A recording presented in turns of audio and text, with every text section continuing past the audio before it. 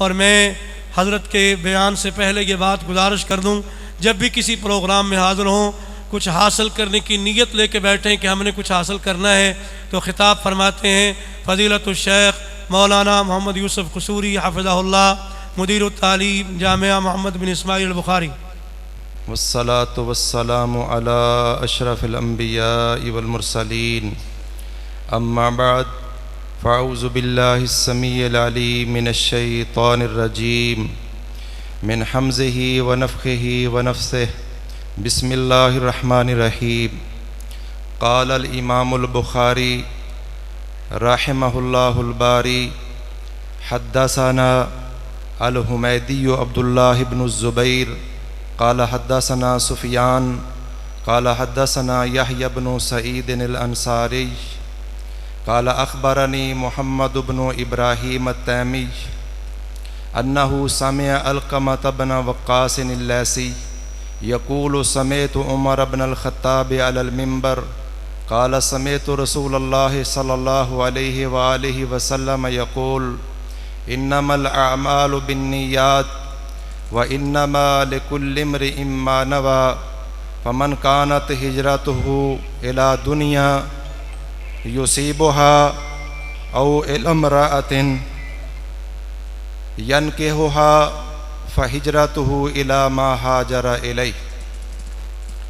محترم بزرگوں، بھائیوں، سننے والی قابل صد احترام ماؤں اور بہنوں، نبی کریم صلی اللہ علیہ وسلم نے 9 ہجری کے اندر ایک غزوہ کیا ہے، جس غزوے کا نام تاریخ کے صفحات پر غزوہ تبوک معروف ہے۔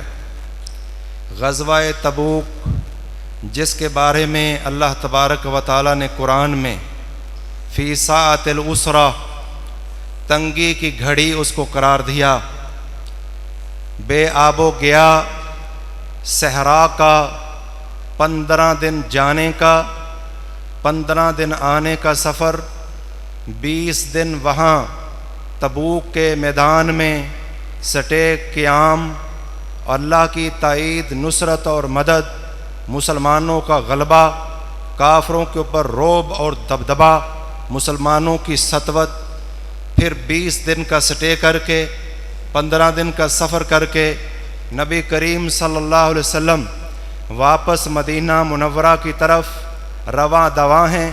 آپ صلی اللہ علیہ وسلم نے اس موقع پہ ارشاد فرمایا، ان بالمدینۃ لاقواما ما سرتم مسیرا ولا قطعتم وادیا الا كانوا معکم قالوا وهم بالمدینہ قال وهم بالمدینہ۔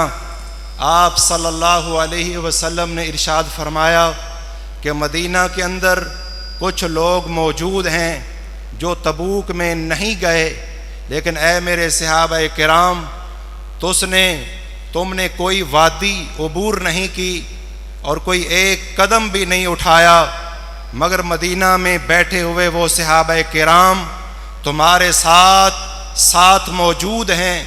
صحابہ کرام نے کہا، اللہ کے رسول صلی اللہ علیہ وسلم، کیا وہ مدینہ میں ہونے کے باوجود ہمارے ساتھ ہیں؟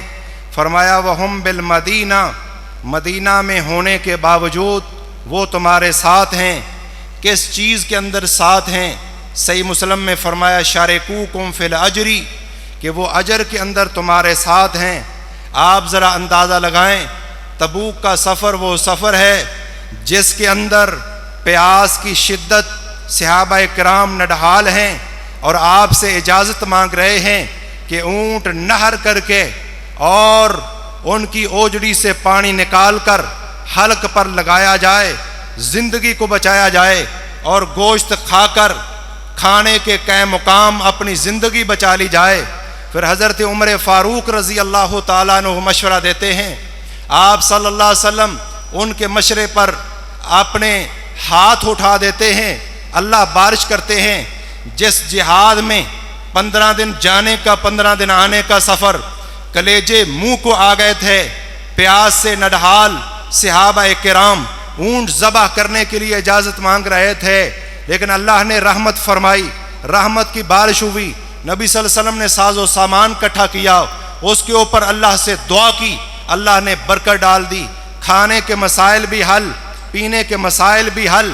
لیکن اتنے کٹھن حالات میں وہ صحابہ کرام جو ایک قدم بھی چل کر تبوک کی طرف نہیں گئے، لیکن وہ معذور تھے، مجبور تھے، محبوس تھے، نبی صلی اللہ علیہ وسلم نے روکا تھا، ان کے اندر اخلاص کوٹ کوٹ کر بھرا ہوا تھا۔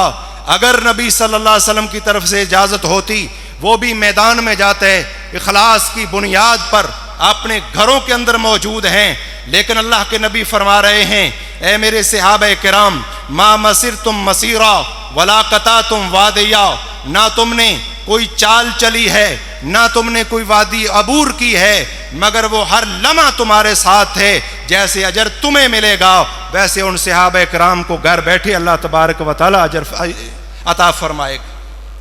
انما الاعمال بالنیات وانما لکل امرئ ما نوى، اخلاص یہ بہت بڑی چیز ہے جس کی بنیاد پر ان صحابہ کرام نے 50 دن کی مشقت نہیں کاٹی ہے، لیکن گھر بیٹھے اللہ تبارک و تعالی نے اجر و ثواب سے نواز دیا۔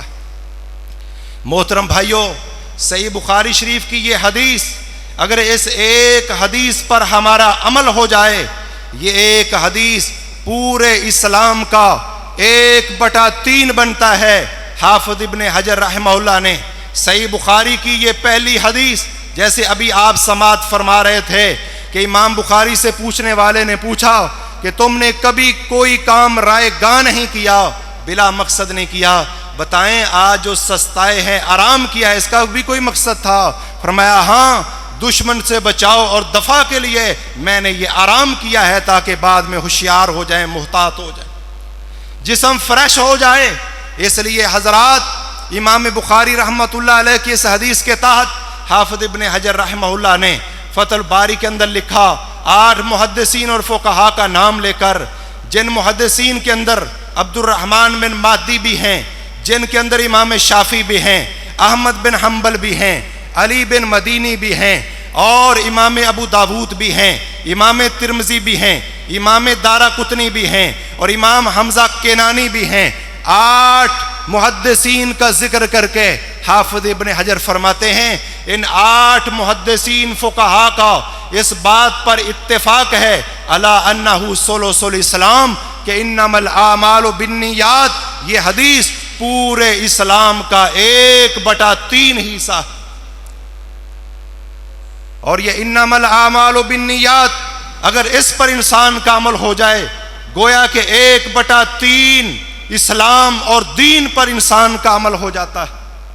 اور یاد رکھیں اس حدیث کی تھوڑی سی توضیح کے اندر میں یہ بات بھی ذکر کر دوں، انما الاعمال بالنیات وانما لکل امرئ ما نوى، اس حدیث کے 2 ٹکڑے ہیں، کیا دونوں ٹکڑوں کا معنی ایک ہے یا الگ الگ ہے؟ بعض لوگوں نے کہا دوسرا جملہ پہلے جملے کی تاکید ہے، دونوں کا معنی ایک ہے، لیکن بعض محدثین شارحین نے کہا کہ نہیں، پہلا جملہ الگ ہے دوسرا الگ ہے، اور کلام کے اندر اصل تاسیس ہے، تاسیس کا معنی ہر جملہ الگ الگ ہوتا ہے، اگر دلیل آ جائے کہ دوسرا جملہ پہلے جملے کی تاکید کر رہا ہے تو ٹھیک، وگرنہ دونوں جملے الگ الگ ہوں گے۔ اب سمجھ لیں انما الاعمال بالنیات اس کا معنی الگ ہے، وانما لکل امرئ ما نوى اس کا معنی الگ ہے، دونوں کو اچھی طرح سمجھ لیں۔ انما الاعمال بالنیات یہ نیت العمل ہے، وانما لکل امرئ ما نوى یہ نیت المعمول لا ہے۔ حضرات ذرا توجہ فرمائیں، دونوں کا معنی سمجھانے کی کوشش کرتا ہوں۔ کائنات کے اندر چند اعمال کو چھوڑ کر کوئی بھی عمل بغیر نیت کے معتبر نہیں ہے۔ کیا مطلب؟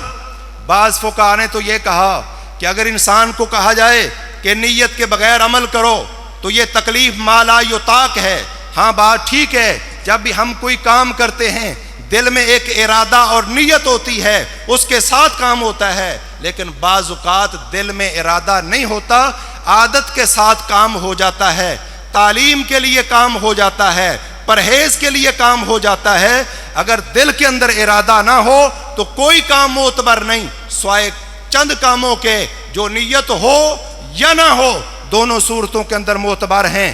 جیسے نبی صلی اللہ علیہ وسلم نے فرمایا نکاح کوئی مذاق میں بھی کرے دیگر شروط پائی جا رہی ہوں نکاح ہو جائے گا. کوئی شخص ڈرامے کے اندر اپنی بیٹی کا کسی کے ساتھ نکاح کر دے, ولی موجود ہے, دیگر شرائط موجود ہیں, وہ ڈرامہ کر رہے ہیں, حقیقت نہیں ہے, لیکن اللہ کے نبی کے فرمان کے مطابق وہ نکاح ہو جائے گا. اگر کوئی مذاق میں طلاق دیتا ہے طلاق ہو جائے گی, مذاق میں رجوع کرتا ہے رجوع ہو جائے گا. مذاق کے اندر اگر کوئی اپنے غلام کو آزاد کرتا ہے غلام آزاد ہو جائے گا. نفلی روزے کی نیت بعد میں کی جائے نفلی روزہ ہو جائے گا. اس طرح حکمران زبردستی زکوٰۃ وصول کر لے فریضہ ادا ہو جائے گا. کسی عورت کو اپنے خاوند کی وفات کا بعد میں علم ہوتا ہے اور 4 ماہ 10 دن یا وضع حمل اس سے پہلے ہو گیا, اس کو علم بعد میں ہوا کہ تیرا خاوند فوت ہو گیا تھا, قتل ہو گیا تھا یا وہاں مارا گیا تھا, اب تو عدت گزر گئی تو اس کی عدت مکمل ہو جائے گی.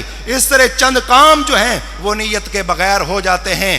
باقی کوئی کام وہ وضو ہو, وہ تیمم ہو, وہ حج ہو, حج کے اندر ہاں حج بدل وہ بغیر نیت کے ہو جاتا ہے. کوئی کسی کی طرف سے عمرہ یا حج کرتا ہے اور اس کو علم بھی نہ ہو تو وہ حج بدل یا عمرہ بدل جو ہے وہ ہو جائے گا. یہ چند کام نکال کر باقی کوئی کام بھی نیت کے بغیر نہیں ہوتا.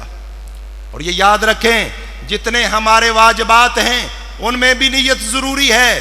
مباحات ایک عبادت محضہ ہے, خالص عبادات جیسے نماز, روزہ, زکوٰۃ, حج, ورد اور وظیفہ, اور کچھ عبادات غیر محضہ ہیں کہ وہ کام فی نفس ہی عبادت نہیں ہے. جب ہم نیت کر لیتے ہیں تو وہ کام بھی عبادت بن جاتا ہے. کھاتے ہم بھی ہیں, کھاتے کافر بھی ہیں, لباس مسلمان بھی پہنتا ہے, لباس کافر بھی پہنتا ہے, بچوں کی تعلیم و تربیت کافر بھی کرتے ہیں, مسلمان بھی کرتے ہیں. مسلمان اگر نیت کر لے کہ میرے اوپر اللہ کا فریضہ ہے, میں اللہ کی رضا کے لیے بچوں کے اوپر خرچ کر رہا ہوں, بیوی کے اوپر خرچ کر رہا ہوں, بچوں پر خرچ کرنا, ان کی روزی کا بندوبست کرنا, لباس اور خوراک, تعلیم اور تربیت, اس کا بھی اجر و ثواب ہوگا. بلکہ اللہ کے نبی صلی اللہ علیہ وسلم نے فرمایا 1 دینار وہ ہے جو کسی مسکین پر خرچ کرتے ہو, غلام کو آزاد کرنے کے لیے خرچ کرتے ہو, اللہ کے راستے میں صدقہ کرتے ہو. 1 دینار وہ ہے جو بیوی پر خرچ کرتے ہو, جتنا اجر و ثواب بیوی پر خرچ کیے گئے درم و دینار کا ہے, باقی کسی اور دینار کا نہیں. انما الاعمال بالنیات, لہذا ہر کام, کوئی جنازہ پہ جاؤ, کسی کی بیمار پرسی پہ جاؤ, خالص اللہ کی نیت ہو, خواہ وہ کسی چودھری وڈیرے کا جنازہ ہو, ان کے بھی حقوق اللہ نے مقرر کیے ہیں. کوئی آپ کا دوست ہے, دوستی کا بھی حق ہے, کوئی آپ کے علاقے کا چیئرمین ہے, اس کے بھی آپ پر حقوق ہیں. تو آپ نیت اچھی کر لیں. آپ کا چلنا پھرنا, حتیٰ کہ آپ ایکسرسائز کرتے ہیں, ورزش کرتے ہیں, وہ بھی اچھی نیت کر لیں, اللہ تبارک و تعالیٰ اسے بھی اجر و ثواب بنا دیتا ہے. ہر کام کی نیت کریں, جتنے بھی مباحات ہیں, واجبات ہیں, مستحبات ہیں اور مباحات, ان کے اندر اچھی نیت کر لیں. یہ سارے کام ہمارے جتنے بھی مباح ہیں سب کے سب عبادت بن جائیں. کسی سے ملنے جاتے ہو اچھی نیت کر لو, بچوں کے اوپر خرچ کرتے ہو اچھی نیت کر لو, ہر کام کے اندر اچھی نیت کر لو, ہر کام کو اللہ تبارک و تعالی عبادت بنا دے گا.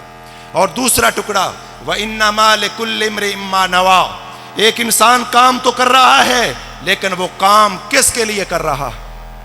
اگر وہ اللہ کے لیے کر رہا ہے تو یہ اخلاص ہے, اگر غیر اللہ کے لیے کر رہا ہے تو یہ ریا ہے. اخلاص والا کام مقبول ہوگا, جس میں ریاکاری آ جائے گی وہ مردود اور عذاب کا باعث ہوگا.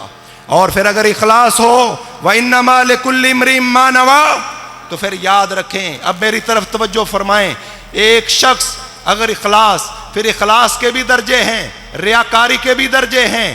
ایک شخص راستے سے گزرتا ہے, دیکھتا ہے خاردار ٹہنی پڑی ہوئی ہے, وہ ہٹا کر پرے پھینک دیتا ہے, اللہ کی مخلوق کو تکلیف نہ ہو. صحیح بخاری میں اللہ کے نبی نے فرمایا اللہ تبارک و تعالیٰ نے اسے جنت الاٹ کر دی. ہر ٹہنی اٹھانے والے کو جنت نہیں ملتی. یہ اخلاص کے مراتب ہیں, درجے ہیں, یہ اخلاص ہے, اس کا اعلیٰ ترین لیول ہے. پھر انسان کیا کرتا ہے حضرات, کتے کو پانی پلاتا ہے، اخلاص کی اتھا گہرائیوں کے ساتھ اللہ تبارک و تعالیٰ اسے جنت الاٹ کر دیتا ہے۔ دوسری طرف حاجیوں کو پانی پلانے والا اور سرید کھلانے والا اسے ایمان تک نصیب نہیں ہوتا۔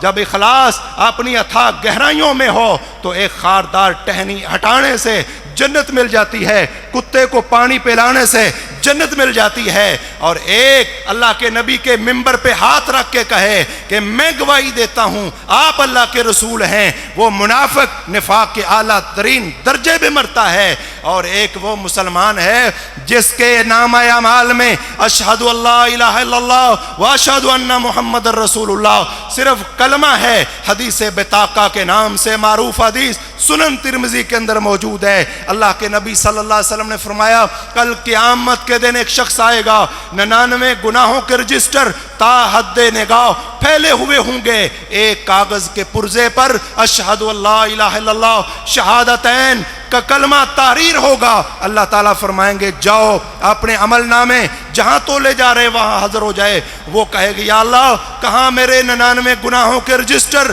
کہاں کاغذ کا ایک پرزہ؟ اللہ فرمائیں گے آج کسی کے اوپر کوئی ظلم نہیں کیا جائے گا۔ وہ جائے گا، اس شخص کا لا الہ الا اللہ کا پرزہ بھاری ہو جائے گا اور 99 گناہوں کے رجسٹر اوپر اٹھ جائیں گے۔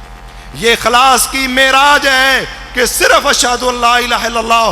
ہر لا الہ الا اللہ پڑھنے والا جنتی نہیں ہے، وہ تو عبداللہ بن ابی بھی ہے، ان المنافقین فی الدرک الاسفل من النار۔ محترم بھائیو، یہی لا الہ الا اللہ کے اندر اخلاص جب ہو تو اللہ کے نبی صلی اللہ علیہ وسلم نے فرمایا من سأل اللہ الشہادۃ بصدق، جو سچے دل سے شہادت کی موت اللہ تبارک و تعالیٰ سے مانگتا ہے، فرمایا بلغہ اللہ منازل الشہداء وإن مات علی فراشہ، اگر وہ اپنے بستر پر بھی مر گیا دل کے اندر اگر سچا تھا اللہ شہید کے رتبے پہ فائز کر دے گا۔ تو دو درخواستیں ہیں۔ پہلی درخواست یہ ہے کہ ہر کام جو ہم فرض کرتے ہیں، مستحب کام کرتے ہیں، اس میں اعلیٰ ترین اخلاص والی نیت کر لیں اور صرف ایک اللہ تبارک و تعالیٰ کو راضی کرنے کے لیے نیت کریں، پھر سمجھ لیں انشاءاللہ ہر قدم ہمارا جنت کی طرف اٹھے گا۔ اگر ہر کام میں ہم نیت بھی کر لیں اور نیت کے اندر خالص اللہ کو راضی کرنا یہ اپنی نیت میں رکھ لیں تو انشاءاللہ دنیا میں بھی کامیابی ہے، آخرت میں بھی کامیابی ہے۔ وما توفیقی الا باللہ، سبحان ربک رب العزت عما یصفون وسلام علی المرسلین والحمد للہ رب العالمین۔ ماشاء اللہ لا قوت الا باللہ، اللہم زد فزد، الحمدللہ ثم الحمدللہ۔ دریا کو کوزے میں بند کرنے کے مترادف شیخ نے بیان کیا۔ اللہ رب العالمین سے اخلاص سے دعا کریں کہ اللہ رب العالمین ہم سب کے دل میں اللہ اخلاص اللہ عطا فرما دے، اللہ خالص اپنی رضا کے لیے عمل کی توفیق عطا کر دے۔ توجہ کی ضرورت ہے، توجہ جب تک نہیں ہوگی اس وقت تک کوئی فائدہ نہیں پروگرام میں بیٹھنے کا۔ میں جس طرح پہلے گزارش کر چکا ہوں کہ سب سے پہلے تو ہم کچھ حاصل کرنے کی نیت سے بیٹھیں، اور دوسری بات یہ ہے کہ حدیث کا، قرآن کریم کا ایک ادب ہے۔ قرآن کریم اور حدیث کا ادب یہ ہے کہ بندہ پورے توجہ و دھیان سے، کیونکہ یہ قرآن پڑھا جا رہا ہے اور کائنات کے امام محمد الرسول اللہ صلی اللہ علیہ وآلہ وسلم کا فرمان پڑھا جا رہا ہے۔